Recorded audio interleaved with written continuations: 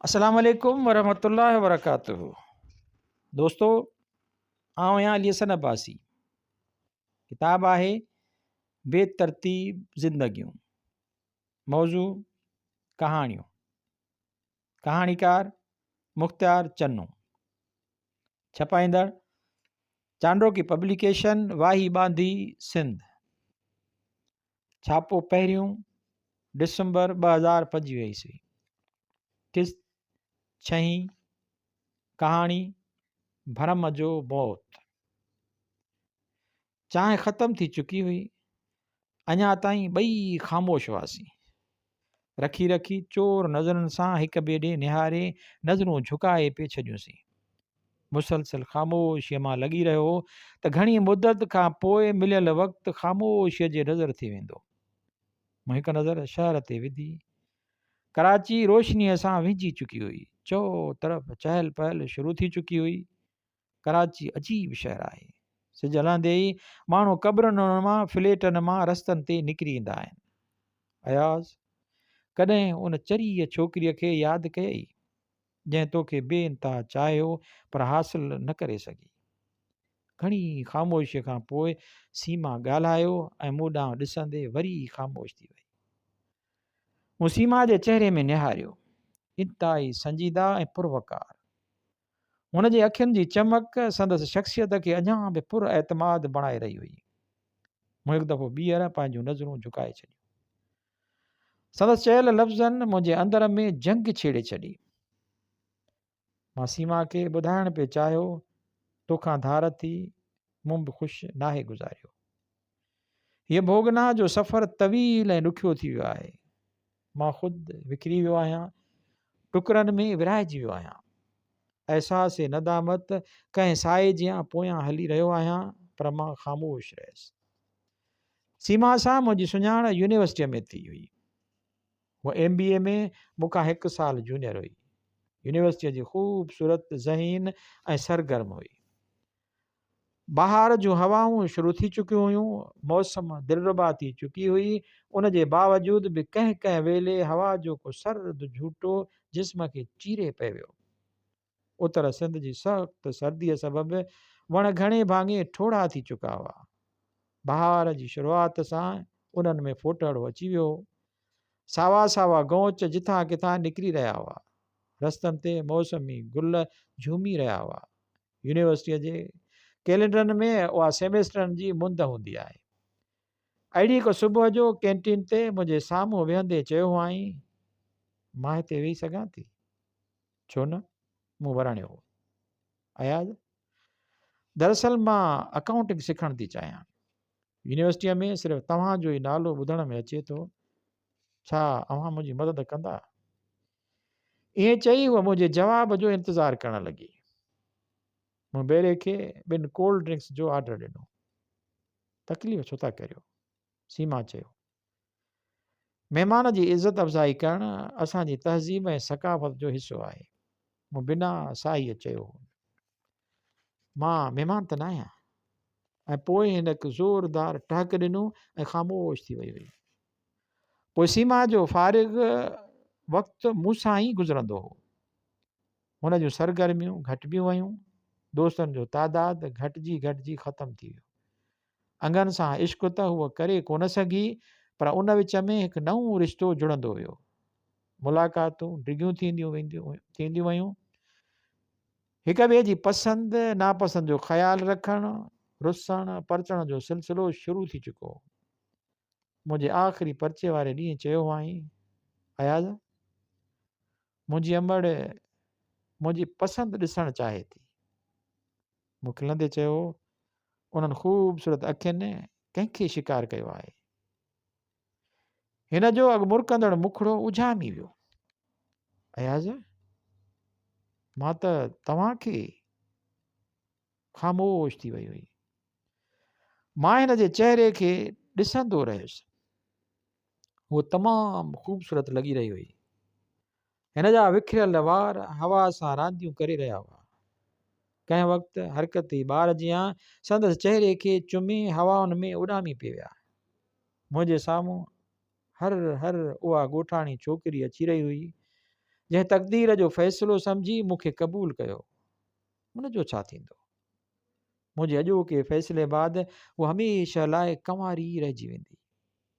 सीमा, तूं तमामु ख़ूबसूरत ऐं सुठी छोकिरी आहीं। मां तोखे बेइंतहा चाहियां थो, पर मूं महिल मुंहिंजे इंतज़ार में आहे। उहा मुंहिंजी हमज़बान पिणु आहे, शाह सचल ऐं सामीअ जे धरतीअ जी वारसियाणी आहे। मां पंहिंजे औलाद खे माउ जे ॿोलीअ खां महरूम नथो रखणु चाहियां। तूं चङी रीति ॼाणी थी, मां आज़ादु सिंध जा ख़्वाब ॾिसंदो आहियां, जेको मुंहिंजो फितरी हक़ु आहे। अहिड़ी जंग कंहिं पंहिंजे जे सहारे बिना नथी लड़ी सघिजे। तोखे सिंधी ॻाल्हाइण में कोन थी अचे। मां उहे लफ़्ज़ चई जवाबु ॿुधण बिना हलियो वियो हुयुसि। उन राति मां ॾाढो रुनो हुयुसि, ॻोढ़नि सां यादुनि खे धोअण जी कोशिशि कई हुई। ईअं वक़्तु गुज़रंदो वियो, हुन फ़ोन कयो थिए या हुन जा ख़त मिलिया थिए, पर मां हिन सां मिली न सघियो हुयुसि। नौकिरीअ लाइ वॾियूं कोशिशूं कयूं, पर बिना सिफ़ारिश ऐं पैसे जे बेसूद साबित थियूं। मुल्की कल्चर खां चङीअ रीति वाक़ुफ़ु हुयुसि। ग़ुर्बत जो अहसासु शिदत सां थी रहियो हो। सालनि जे ओजागनि सां हासिल कयल डिग्रियूं कोरे काग़ज़ जियां लॻी रहियूं हुयूं। पोड़ी अमड़ ऐं भेनरुनि जूं दुआऊं बेअसर साबित थी चुकियूं हुयूं। हाणे मौजिज़नि ऐं करामतुनि जो इंतज़ारु करणु फज़ूल लॻी रहियो। पैसे जी ताक़त बिना जीअण जो रस्तो न ॾिसी मूं पाण खे हिकु ॿी ग़ैर सिंधी छोकिरीअ वटि विकियो। पर आहिस्ते आहिस्ते ॻोठ सां रिश्तो कटिजी ख़तमु थी वियो। दुनिया कॉलेज ऐं घर ताईं महदूद थी वई। आज़ादीअ जा ख़्वाब अंदर जे क़ब्रिस्तान में दफ़न थी विया। उहा मुंहिंजी धरतीअ सां गदारीअ जी शुरूआति हुई। मङणी आयल छोकिरी अॼु बि मुंहिंजे इंतज़ार में आहे। मुंहिंजी घरवारी मूंसां बेहदि मुहबत कंदी आहे। मुहबत त मुंहिंजे अंदर में कॾो को मरी वई आहे। सोचियां थो मां केॾो बेमक़सद इंसानु आहियां, कंहिंजो बि थी न सघियुसि, पंहिंजो बि न। मुंहिंजी औलाद उर्दू मीडियम स्कूलनि में तालीम हासिल करे रही आहे। हू सिंधी ॿुधी तंज़िया टहक ॾियणु लॻंदा आहिनि, जेकी ॿुधी मुंहिंजे अंदर में वढ पइजी वेंदा आहिनि। कुझु न आहियां करे सघंदो। मुंहिंजो रहणु कराचीअ में थिए थो। कराची अकेलाइप महसूसु कंदो आहियां। समुंड जे किनारे हलियो ईंदो आहियां। कई कलाक समुंड जे छिछोरनि छोलनि सां पाण विदिराईंदो आहियां। अॼु क्लिफ्टन ते सीमा सां मुलाक़ात थी वई हुई। उहा पंहिंजी धीअ मारी ऐं पुट बिलावल खे घुमाइण लाइ वठी आई हुई। घर हली चांहि पीअण लाइ ज़ोर भरियईं, इनकार न करे सघियो हुयुसि। मूंखे ॿुधी हैरानगी ऐं ख़ुशी थी रही हुई त सीमा ऐं उन जा ॿार सिंधीअ में ॻाल्हाए रहिया हुआ। अॼु मां अहिड़ी महाज़ ते अची बीठो आहियां जिते सवाइ मायूसीअ जे मूं वटि कुझु बि न आहे रहियो। वक़्तु मूंखे शिकस्त ॾेई चुको आहे। मां धरतीअ सां तालुक़ु विञाए चुको आहियां। मां पंहिंजे लफ़्ज़नि सां ज़ना जो ॾोही आहियां। सीमा जे भर में वेठल बिलाल ख़ामोशी टोड़े माउ सां ॻाल्हायो। अमा, हीअ आहे न उहो चाचा जंहिंजी तस्वीर असांजे घर में लॻल आहे। बिलाल खे पंहिंजे भाकुर में भरे छॾियो। मूं सीमा ॾे निहारियो। वो जवाब लाइ मुंतज़िर हुई। सीमा, इश्क लाहासिल आहे। इम्कान जी हद ताईं हुनखे माणे सघिजे थो। हरू भरू ज़रूरी न आहे त जंहिंसां मुहबत कजे उहो मिली वञे। ज़िंदगी मुसलसल अमल आहे। ॾुख सुख ख़ुशियूं ग़मियूं उन जा अहसास आहिनि। तो मुर्शिद लतीफ़ जो फ़लसफ़ो नाहे पढ़ियो?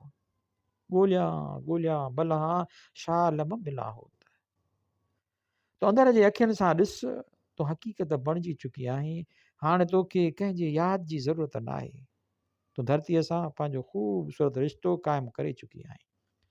मुंहिंजे अखियुनि मां ॻोढ़ा किरी पिया ऐं ओछगारियूं ॾेई रोई पियो हुयुसि। सीमा रहे जे पलांद सां मुंहिंजा ॻोढ़ा उगिया हुआ। कुझु देरि खां पोइ सीमा ॻाल्हायो। अयाज़, तूं कहिड़ी दुनिया वञी वसाई? मूं केतिरा ख़त लिखिया, तुंहिंजे घर बि आई हुयसि। तुंहिंजी मूमल त अॼु बि तुंहिंजे इंतज़ार में आहे। मूं तोखे किथे किथे न ॻोल्हियो। जिते बि तुंहिंजे हुजण जो शक पवंदो हो, हर आवाज़ खे तुंहिंजो सम्झी पुकारियो। सन जी धरतीअ जी चपे चपे खां तुंहिंजी पुछा कयमि। सिंधूअ किनारे ते मदफ़ून जीअं सैद जे मज़ार जे आस पास तोखे ॻोल्हियुमि।